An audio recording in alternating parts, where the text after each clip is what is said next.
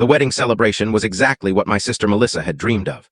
Sophisticated hall with a view of the water, classical ensemble, pyramid of sparkling drinks, 200 attendees in evening wear.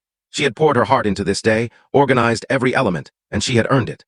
What she hadn't earned was turning her wedding speech into yet another chance to belittle me. And I want to express gratitude to my relatives, Melissa announced through the speaker, stunning in her bridal gown.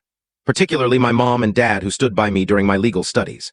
Unlike certain individuals, I selected a dependable professional route. She avoided eye contact with me, but all others turned my way. Soft chuckles spread among the guests. I was placed at table 9, far from the main family setup, which included parents, elders, and Melissa's fresh relatives-in-law.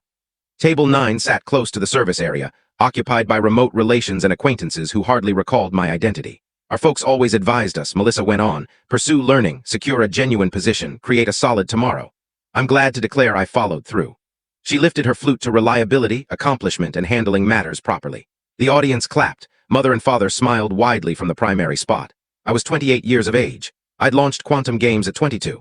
Developed it from my dorm room into an entity that transformed the sector. Yet to my kin, I remained merely tinkering with digital entertainment. The addresses proceeded. Father rose next. I'm incredibly proud of Melissa, he declared, his tone heavy with feeling. She finished first in her law program, cleared the exam on her initial attempt, and secured a role at Whitmore and Associates. That's a true milestone. That's the sort of triumph that fills a parent with joy. He halted, gazed straight at me from afar. I only hope both my offspring grasped the importance of diligence and valid occupations. The message was obvious. Melissa applied effort. I did not. My brother-in-law Jason addressed afterward, discussing how Melissa's commitment and expertise motivated him, how she embodied the finest of her age group.